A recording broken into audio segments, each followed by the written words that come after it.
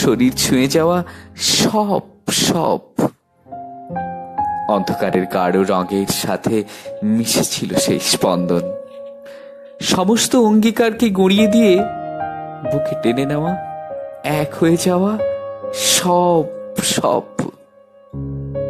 পরদিন ভোরের আলোয় নতুন ছন্দ খুঁজে পাওয়া, চোখে আবেশ, স্পর্শের অজানা টানে ভেসে যাওয়া, ফেরার পথে লাজুক চোখে খানিক পাশে বসা, আবেশে ভেজা দুজনের বিদায় নেওয়া।